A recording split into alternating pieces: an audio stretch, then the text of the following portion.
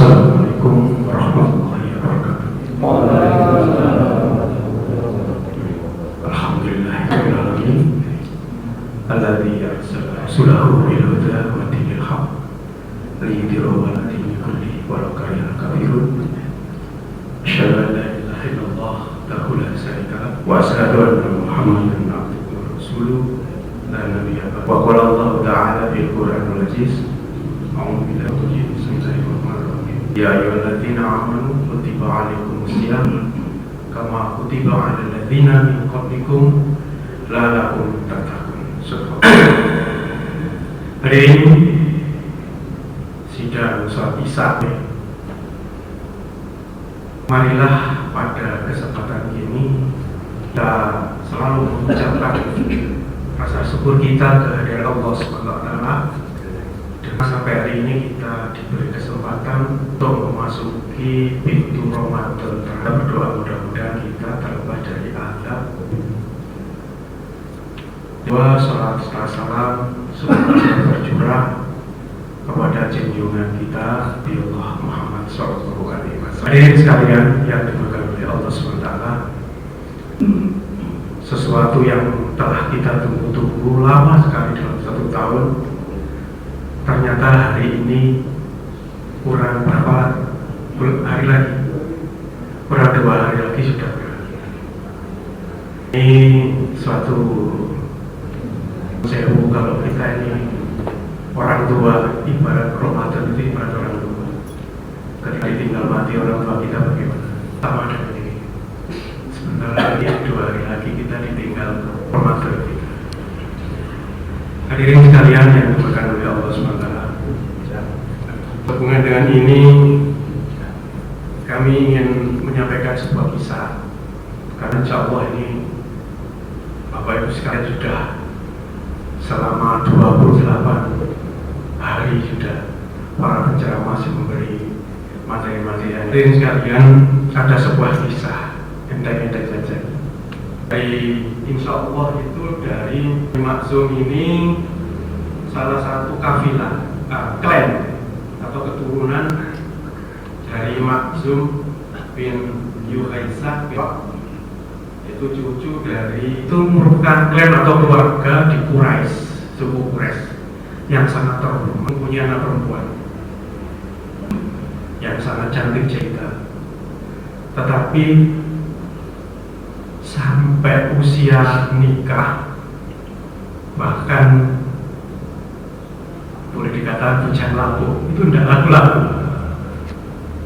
Tidak ada yang bisa mensewa yang dominan. Sehingga apa yang terjadi Bapak sekalian? Ketika kita mempunyai anak yang sudah waktunya nikah, kemudian belum ada yang meminang, kira-kira apa yang terjadi dalam hati kita? Susah loh. Terus kita sekolah kan, kita besar, udah nikah. Sama dengan Bani Maksum. Akhirnya orang tua ini berupaya semua, tapi tetap saja tidak ada yang melamar. Sehingga pada suatu saat, Bapak Ibu sekalian, ada seorang pemuda tampan, usianya beda lebih dari 15 tahun dari Bani Maksum, melamar. Wah, seperti mendung itu, mendung itu, moro-moro mendung hilang pewadan bagi hatinya orang tua, betul tak? Senang sekali. Nah, akhirnya dinikahkan. Wah ya, namanya pada saat itu orang terhormat di muka suku Quraisy, terkenal, pembesar-pembesar yang datang sangat meriah, pesta 7 hari 7 malam. Pada saat itu ya teler-teler itu ya, karena masih kafir. Bapak Ibu sekalian yang diberkahi Allah, begitu juga dengan seorang perawan ini. Seorang sudah kemudian ketemu, ya, luar biasa. Namun Bapak dan Saudara sekalian, ternyata tidak beberapa lama di suaminya, pemuda yang tampan itu hanya keingin keturunan dan supaya dianggap bangsawan dan hartanya saja. Ketika tujuannya sudah terjadi, sudah dimiliki, yang terjadi apa? dia tanpa pamit atau angin dan udan ditinggallah seorang tinggal begitu saja. Yang namanya Nun Sewu sudah lama merindukan suami, maka dia ditunggui sambil memintal. Kalau dulu itu kan ada memintal kain, nenun satu persatu Nun Sewu sehingga menjadi kain.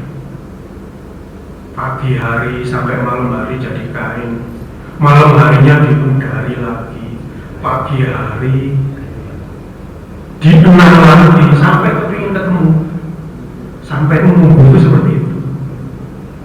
Maka Bapak Ibu dan Saudara sekalian yang berbahagia, ini menjadi asbabul nuzul ayat An-Nahl 9. A'udzubillahi minasyaitonir rajim.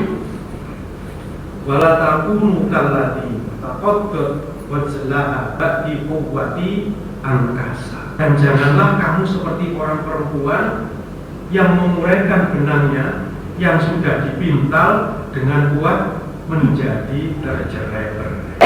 Tujuannya untuk ayat ini, Bapak Ibu, pelajaran kita ambil dengan puasa kita. Memintal benang tadi kan susah. Usaha keras atau dengan kerja keras tidak mungkin kalau dengan tidak kerja keras. Demikian juga dengan itu ada 5 yang saya simpulkan, dan tidak minum meskipun itu halal. Yang kedua, kita sholat tepat waktu berjamaah di masjid. Contohnya sholat maghrib dan sholat isya ditambah tarawih. Ini sama dengan benar. Kemudian pada saat Ramadan hampir tidak pernah sepi masyarakat bersedekah. Mbok itu onde-onde goreng, gedang goreng, air putih, ini sedekah. Kedua yang keempat, pada bulan Ramadan ini kita juga berusaha membayar apa? Zakat. Zakat fitrah maupun kita zakat profesi atau zakat tunaikan. Bapak Ibu sekalian, kita membaca SPO, standar operasional kita. Dan hidup kita apa? Al-Quran. Ini kami ibaratkan ini adalah benang yang sudah kita pinta. Lama berapa hari? 28 hari.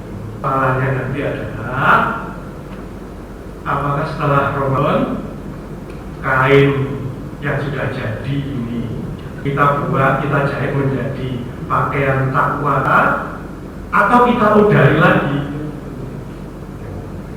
Puasa ini, puasa tidak makan dan tidak minum ini setelah Syawal, apakah kita lanjut 7 hari Syawal? Artinya Bapak Ibu sekalian, bahwa 5 hal itu adalah merupakan benang yang sudah kita pintal menjadi kain itu nanti akan menjadi pakaian yang disebut pakaian ta'alakum tatakum. Kutiba alaikum siyam kama kutiba min qablikum la'alakum tatakum. Apakah kita cuma senang seperti ini? Mudah-mudahan, saya yakin tidak seperti itu. Oke? Karena apa Bapak sekalian? Wa may yattaqillah yaj'al makhraja. Karena barang siapa nanti berpakaian takwa, 5-5-nya tadi, ya, insya Allah dia akan menggantikan apapun yang akan kita hadapi, kesulitan yang kita hadapi akan jalan keluar. Siapa yang melakukan kita lakukan? Yang kita tawakal ala Allah, bahwa hasbu. Siapa yang bertawakal kepada Allah, niscaya Allah akan mencukupi keperluannya. Kalau bapak ibu, kalau ibu yang nanggung suaminya, ini yang membuat suami yang akan menanggung. Kalau percaya Allah, mari jangan diudari amal-amal yang selama bulan. Bapak Ibu sekalian, di dalam hadis saya untuk ini ada hadis yang wa man yati illah wa rasulah Faulaika ma'aladina an'amallahu alaihim minabiyina wa sodikina wa sayyidina wa sodikina wa husna wa ulaika yuwarillah. Kata sabda Rasulullah SAW, jika seorang keluar dari rumah, maka ia akan disertakan kat yang selalu menemaninya.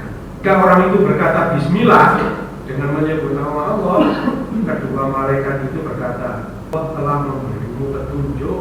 Jika orang itu berkata tiada daya dan upaya dan kekuatan kecuali hanya Allah, engkau telah dilindungi dan oleh malaikat itu berkata, aku berdoa. Kedua malaikat berkata, aku bilang tujuan apa daripada maaf sekali. Assalamualaikum.